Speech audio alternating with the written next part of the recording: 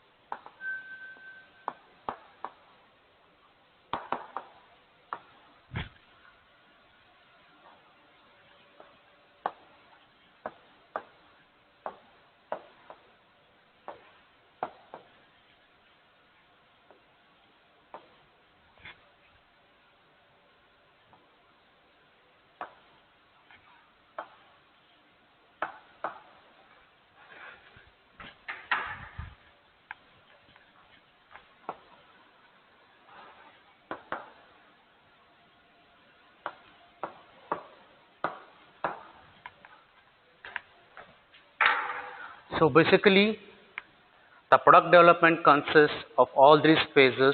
That means first we need to do a market survey. That means we need to analyze the customers what they want from the product. So it will result into the idea generations. So basically this customer survey or is done basically by interviews, by personal interviews or by group discussions or one-on-one interactions with the customers, basically in the working environment. Then only we can come to know what exactly the customer need from that particular product. So that defines the requirement for that particular product, and that also defines the specifications for the particular product. Then the R&D department, that is the research and development department, what they do is that they take the inputs from this market survey department depending upon the customers, and they try to develop the conceptual models. The development of the conceptual model is very important in the R&D department because they need to take care of the financial requirements, and also they need to maintain the company rules, and also they need to take care or take account of the production facility that is available in their layout. So hence, considering all these points, they need to design these conceptual designs. The conceptual designs are basically the paperwork or basically done in the 3D model or 3D models. It will be available in the 3D models basically in some softwares. So once the R&D department comes up with 2 to 3 conceptual models, and then they will analyze each conceptual models to different, and then they will decide which is the best conceptual model, and then they will pass that conceptual model to the design department. And here in design department, those conceptual model finalized by the R&D department is designed into a full type prototype. So basically designing into the product, we are designing a prototype, because once the prototype is analyzed and tested, and if it is successful, then only we'll go for the production. And once the production of the particular product is done, it is passed to the quality inspection department, where the product what is produced is inspected and checked for its quality, and then it is again put into the market for the end use of the customers. So basically here in production, a lot of process planning is involved. A process planning is involved. So basically a process planning means we are going to decide for a particular product, it will be assemblies of the parts. For each part we are going to decide the sequence of operations,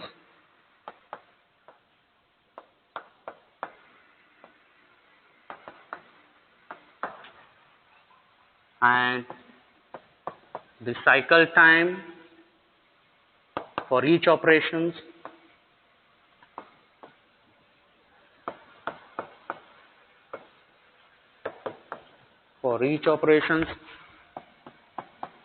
machine allocations, and then cost estimation.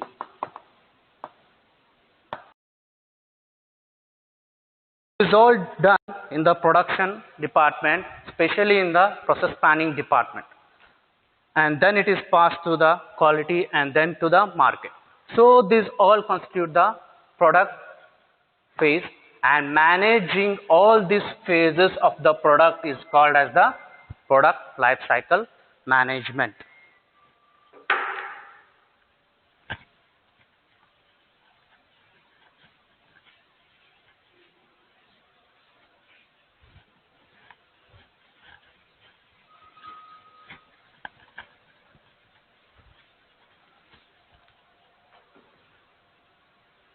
Then basically you may ask why it is required.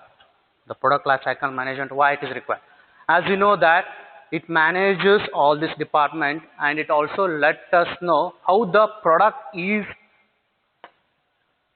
behaving when it is in the customer hand. That means it tells us the company, or it tells the company when we need to introduce the new product into the market, and when we need to withdraw the old product from the market. Basically the understanding of the product life cycle management tells the company when we need to introduce a new product into the market, and when we need to withdraw the old product from the market, so that the demand for that particular product is always maintained in the market. So basically for this,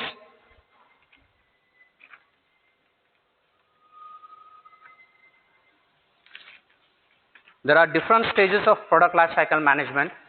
That is,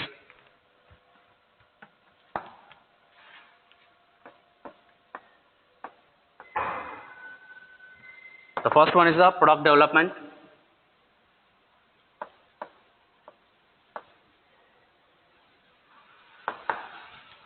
The second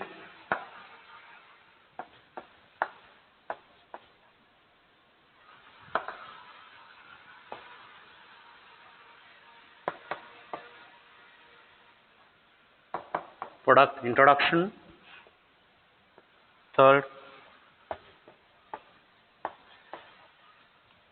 product growth.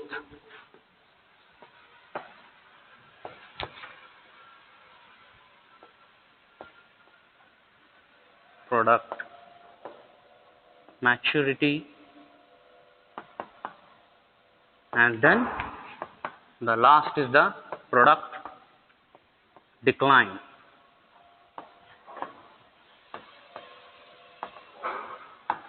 So basically these are the 5 phases of any product life cycle management. That is the product development, product introduction, product growth, product maturity, and product decline.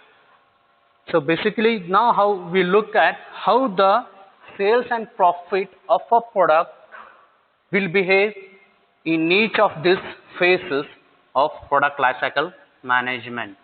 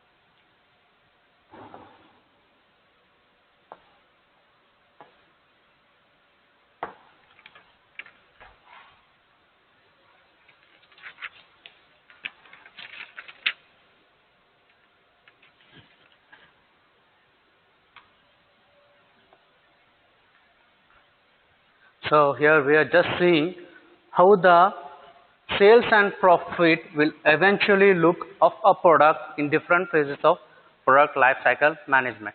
For this, we have considered on y-axis the volume and the x-axis the time.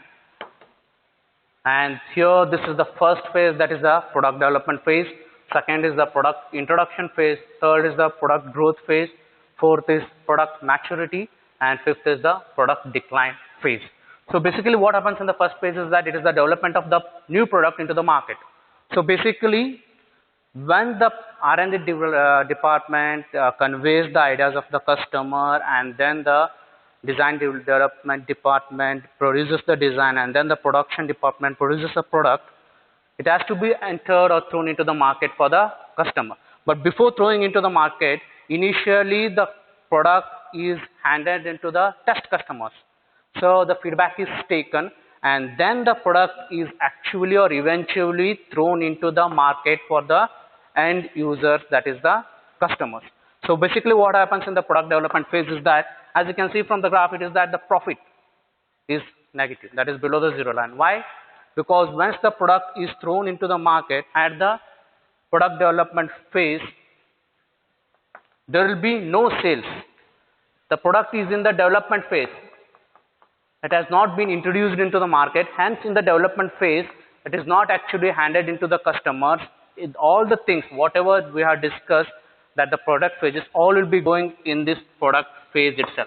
Hence, there will be no revenue generation, because of which the profit is reduced, because the cost will be incurred in developing the product, isn't it?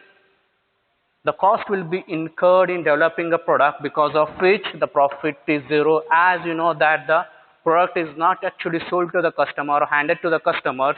The sales here in the first phase is zero. The sales in the first phase is zero. And coming back to the second phase, that is the product introduction phase. So what happens in the product introduction phase is that the product after development, it is handed to the customer. So initially what happens, you can see the profit margin. So it is slowly improving, but after introduction, after certain time, we are start to realize the profit. And you can see once it is introduced into the customer, the sales is going to rise. Here, why you can see some people may observe that why after introduction there is not suddenly we can realize the profit, isn't it? You can see that the profit the company is going to realize after only certain time the product is introduced into the market. But we are not going to realize profit suddenly when the product is introduced into the market, because When we want to introduce a new product into the market, we need to advertise it. We need to advertise it. For that, the cost is incurred. And first, we need to provide services. If you want to release the new product into the market, we need to ensure that the proper service stations or proper maintenance and services available. Hence, the initial drop in the profit is realized, but once all this is done and once the sales is going to improve, we can realize the profit in the product introduction phase. And coming back to the product growth. So what happens in the product growth is that the product is already introduced and it has gone to certain time and people are buying this product. People are buying this product because of which the product is growing in its market share. The product is going in market share. It has not reached its peak, but it is in growth mode. That means we can see that the product is growing.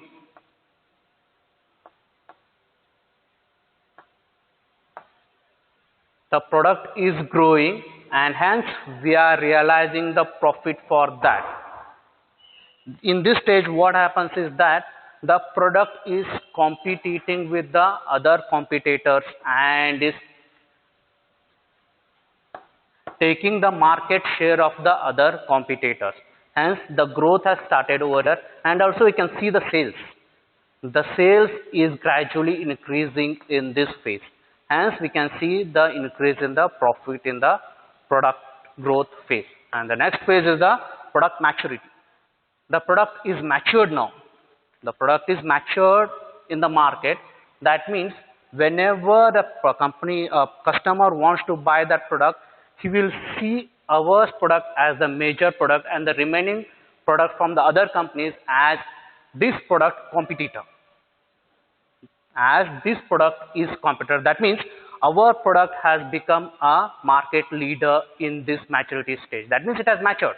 Hence, the sales, you can see it has reached its peak. As you can see, the sales has reached its peak in the product maturity phase. And also you can see the profit margins. Still it is maintained. But what happens in this phase is that we want to maintain the market share in the product growth because there are already some other competitors that are coming in the market with their products. So we don't want to leave our market share for that product to some other competitors. Hence, to maintain that market share, what we are going to do is that we are going to give certain discounts here so that the customers need to stick to our products. So hence we try to offer some extension of the serviceability or some discounts, because of which the profit margins will slightly be less in this fourth phase, that is the product maturity phase. The last phase is the product decline phase. That means it has reached over years, the product has been in the market for several years. The product has been in the market for several years and it has seen its introduction phase and it has seen its growth, and it has also seen its maturity phase.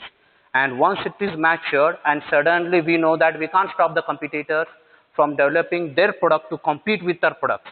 But some or the other day the competitor will rise, and because of that the sales of the particular product is going to decline.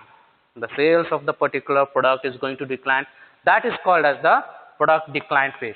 As the sales decline, obviously the profit is also be in the decline phase, in the product decline phase.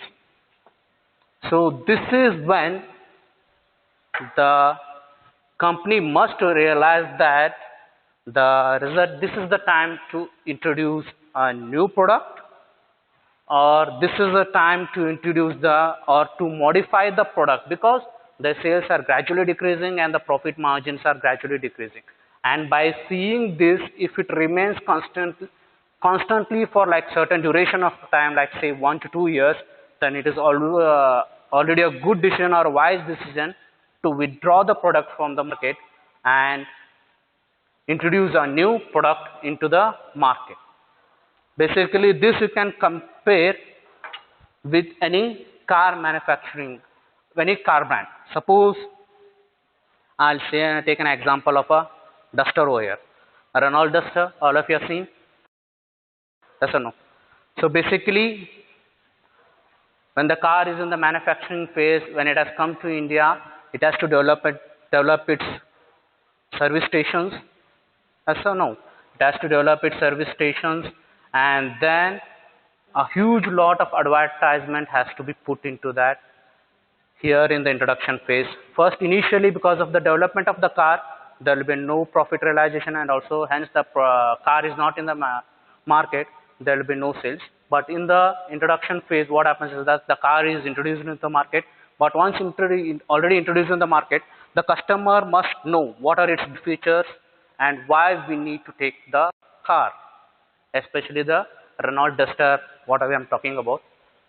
Basically, how the customer will realize that if he's watching some movies, if you see some popular TV shows running around, we need to make sure that the advertisement is done through that, and also the advertisement is done through the boardings.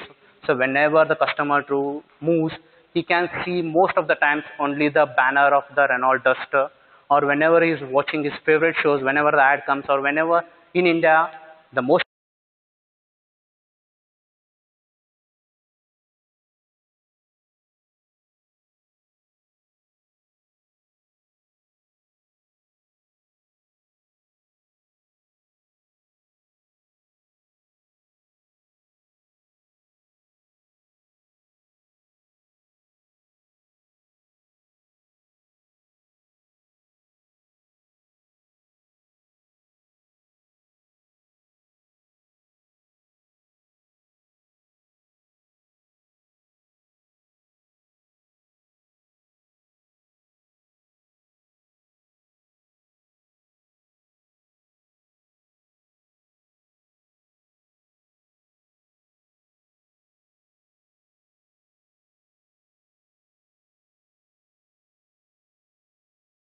was big for that in that phase of the Renault Duster time.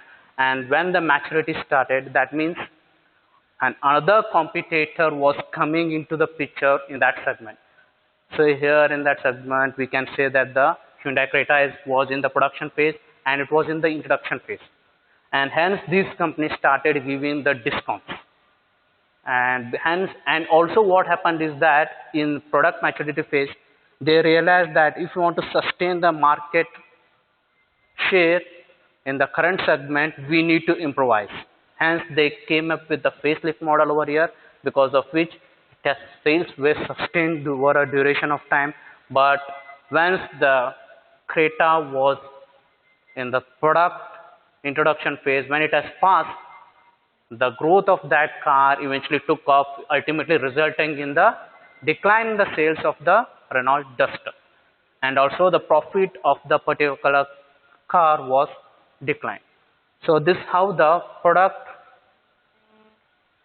life cycle phase of any product looks like. It is not necessary that all the product behaves in this particular phase only. Again, it depends upon the type of product and the company policies, how the shareholders want to move the product from one phase to other phase, and how quickly they want to introduce the new product into the market.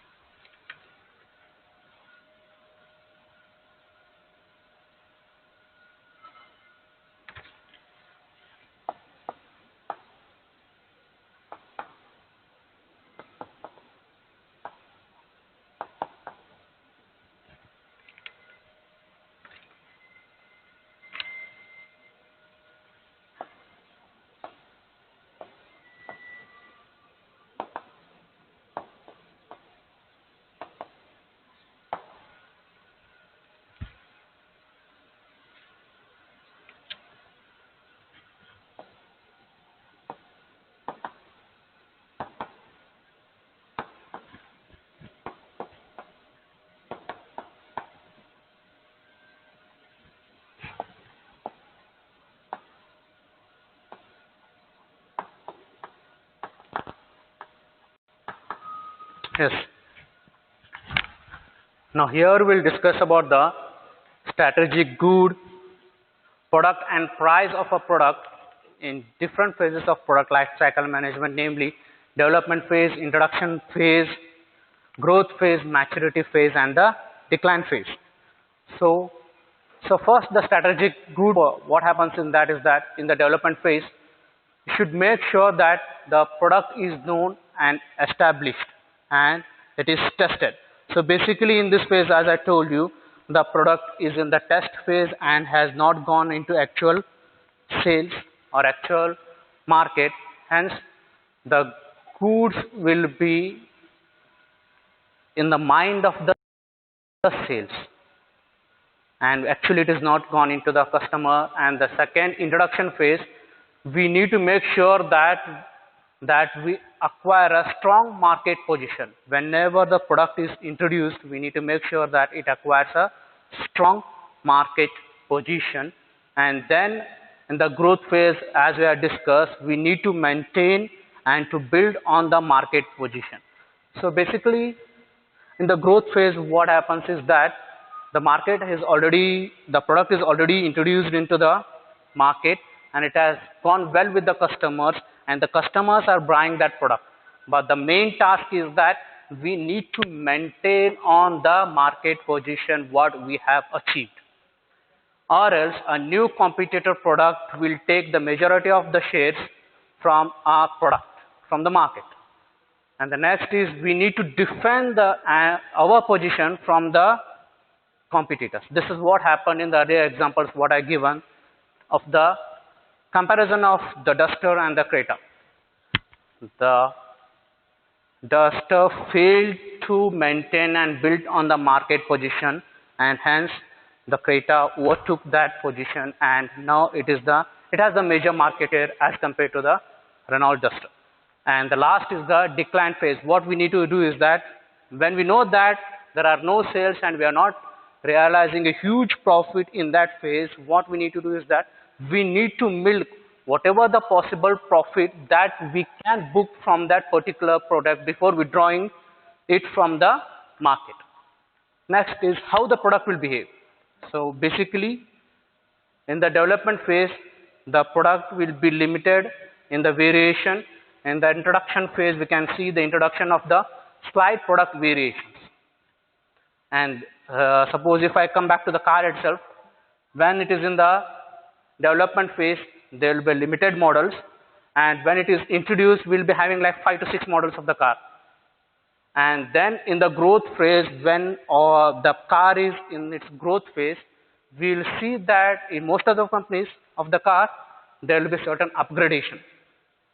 There will be certain variations or special editions which we can see. Those all things happen in the growth phase of the product. Then the maturity phase, we know that the product has already reached the maturity, and after which it is going to decline because there is other competitor that we are coming. So to weigh off that competition, we are going to slightly decrease the price, and because of which the profit is also decreased. And in the last phase, the product, we know that after doing a lot of upgradation, it has sustained through a certain period of time. But after a certain period of time, it is evident that the profit realization and the sales from that particular product is decreasing day by day, week by week, month by month, and year by year, because of which we are forced to withdraw the product from the market. And then we are looking at if you look at the price, basically in the product development phase, we are giving the price only to the middleman or to the company organization which are producing the car. And then once it is introduced into the market, we need to fix high price for the product because it is fresh. We know that it is having the new technology, and we know that it is fresh from the needs of the customer. It is carrying the fresh needs of the customer. Hence, we need to price it aggressively because we know that when we offer something new which we want the customers and it has come more quickly into the market, the customer will try to buy that, are ready to pay the price value. Even though it is high, they will pay the price to buy that product. Hence, when the product is introduced into the market, we need to make sure that the price is always at the premium level compared to all the phases. I'm talking with compared to all the phases. And when it moves to the later phases, we are going to re-estimate the price because of some competition. And when it has reached to maturity phase, we always know that we are going to offer certain discounts and certain policies, because of which there will be a defensive policy, price policy on that particular product. And then the last phase, what happens is that maintain price level only for the small profit, because we know that there are no much customers that are buying our product. Hence, we need to make sure that we are going to at least milk whatever the profit we are going to take from that particular product, because eventually we are withdrawing for that product. Hence, we need to we need to realize only a little profit from that. Then only the remaining part which are there, which are stacked up in the stores, can be sold, and then we can withdraw the product from the market.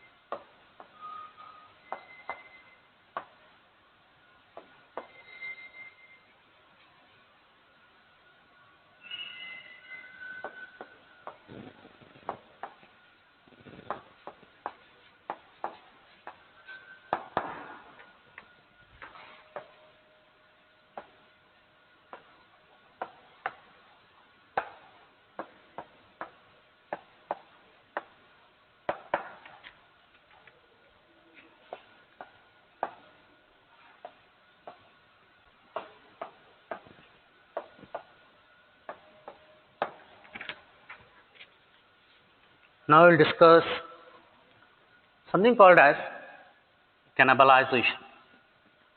So here, cannibalization means we are going to withdraw the product no matter in which phase of product life cycle management the product is. We are going to withdraw the product because there is a change in the technology and we want to implement the technology in the new product. Hence, for that reason, we want to withdraw the old product and we want to introduce the new product with the advanced technology. So because we want to make our product upgraded, hence we want to withdraw the old product and we want to introduce the new product with the upgraded technology no matter in which phase of the product life cycle management the product is there. So basically there are three types of cannibalization. What you can say is that The first one is the unfavorable cannibalization. The second one is the offensive cannibalization. And third, we can say it as a defensive cannibalization. So basically what happens is that we have look at the sales pattern, isn't it? It will go like this. Starting from first phase, second phase, third phase, fourth phase, and the fifth phase. What I can see is that in the first phase there will be no sales, in the second phase there will be slight sales, in the third it will be more, and again it will be the fourth will be the same, and it starts to decline, and it will be very minimum in the fifth stage. Suppose if the product is at this phase and we want to cannibalize the product, that means when the product has reached this phase and we'll withdraw this product and we'll introduce the new product with the latest technology, then what we can do is, what happens is that the product will maintain this sales. It can further extend this sales over a longer period of time. Hence, the realization of the profit for cannibalization will be more. Suppose if the product is in this stage or this stage or this stage, and if you want to cannibalize the product, what happens is that there are certain losses which are incurred in building up the product, and this product, when it is in this stage, it has not fully recovered the losses. But when the product is going to recover the losses that has been put in manufacturing that product is when the sales is going to increase, and then only we are going to realize certain profit from that particular product. But in the introduction phase, if you want to cannibalize the product, or in the early stages of the third phase, if you want to cannibalize the product, what happens? We are going to remove this chunk of sales from that particular product, and hence there will be a loss on that particular product, and there will be additional cost for improving the technology over here, and again we are implementing the product over here. So hence, doing cannibalization when the product is in this phase is very bad for the product, and it will ultimately result in loss.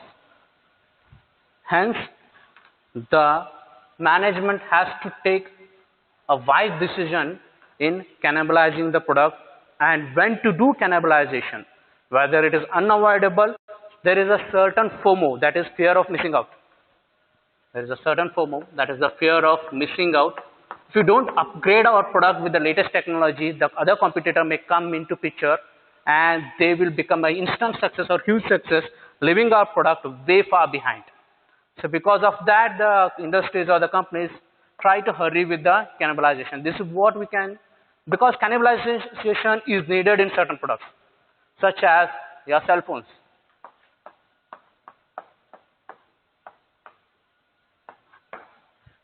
In the cell phone industries, we can take another example of the laptops. What happens is that there is a continuous trend of change in the technology in these two segments. Hence, the cell phone manufacturers or the laptop manufacturers continuously will do cannibalization because they want to improve their product with the latest technology that is available. Hence, because of that only, the sales of these cell phones or the laptops will improve, or else they will be downgraded and the sales will drop, and other competitor with the latest technology will take the market share of these products. Hence, in certain products, the cannibalization is always required. So, what I'm saying is that cannibalization is required in certain product, no matter in which phase the product is there. But in certain product, we need to make sure that by doing cannibalization, we are not incurring a huge loss. Hence, again, it depends upon the type of the product and the decision of the shareholders when and where they need to do cannibalization of a particular product. So, there are three types of cannibalization. One is the unfavorable cannibalization, the offensive cannibalization, and the defensive cannibalization. So, unfavorable cannibalization is better explained by taking an example of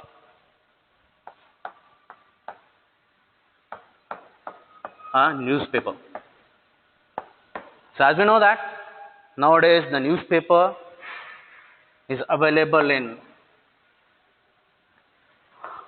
hard papers, which can take from the shops, as well it can be delivered to the homes also. But nowadays, because of improvement in the technology, the newspaper are available in our cell phones or in laptops in the soft format also. So this has led to the cannibalization. So we just discussed by taking a example. This may not be a realistic also. This is just an example. So the e-paper revenue, a paper company had made a cannibalization, and they had decided to implement the technology by keeping the old product as well as the new product. So what I can see is that the cannibalized, that is the e-paper revenue, is 10. We just take it, this is an example we are just taking in rupees. This is 10 rupees. We just say the e-paper revenue is 10 rupees, and the e-profit we are getting from that e-paper is 5 rupees. And then the paper revenue, which is the old product, is 15, and the paper profit is 10. So change in profit here, what I have discussed, is minus 5. So here, this example, the cannibalization has resulted in an unfavorable situation, because of which the profit is declined. So in these situations, we need to make sure that the cannibalization is not making any profit. Hence, we need to take a hard decision whether to continue with the cannibalization or to not to continue with the cannibalization. So again, it depends upon the decision of the shareholders and the company. And next is something called as the offensive cannibalization. So offensive cannibalization, what I can say by taking an example, is again car maker, manufacturer. There is a certain new technology that all the things are controlled remotely. So that technology is incorporated in the car. But suddenly the technology is incorporated in the car, but they are not released it to the customers. So they will wait. They will wait once.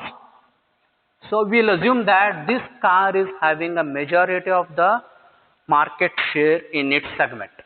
We assume that this car 1 is having a majority of share in the market, and it has incorporated a new technology, but it has not yet released that new technology in the car. They are waiting. So suddenly what happens, a new competitor, we say it as a car 2, comes up with the cannibalization, that is a new technology, and they come into the market. They come into the market with the new technology. At that moment of time, when the car 2 is introduced into the market, this car 1 will be released into the market. What happens then? This car 1 is obviously going to smash the share of their car 2, and inversely it will maintain the market share of the particular product.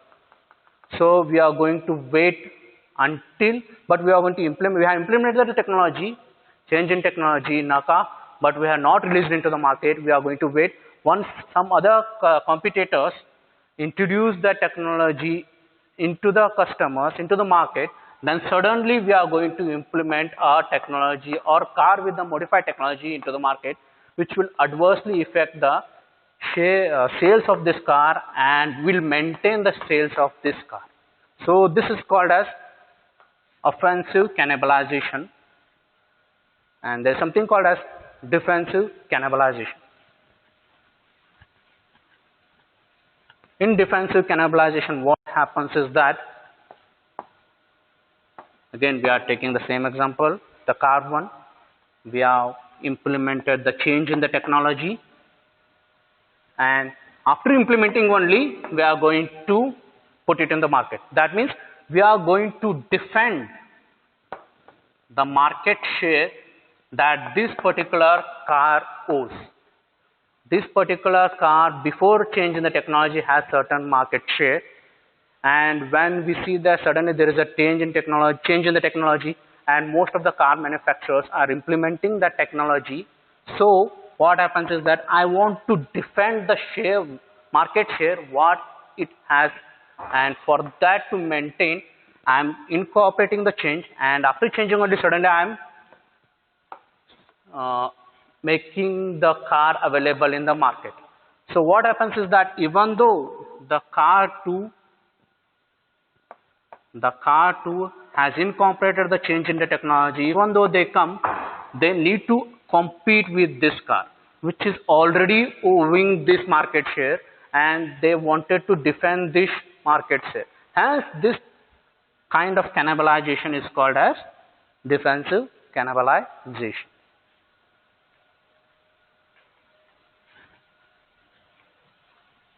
So again, which type of cannibalization to implement again depend upon the type of the product, and again depend upon the management decision and the shareholders.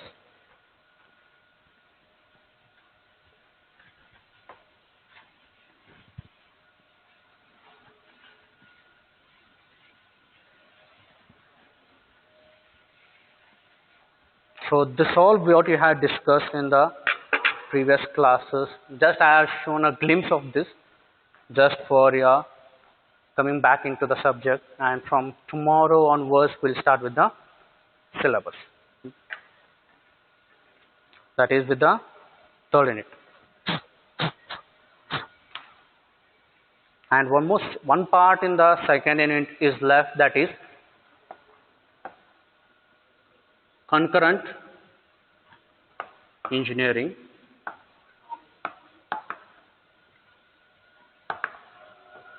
We can compare this concurrent engineering is better explained by comparing this with something called as sequential engineering.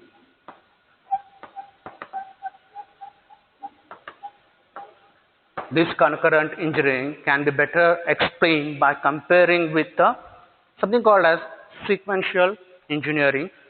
So we will discuss this in the next class.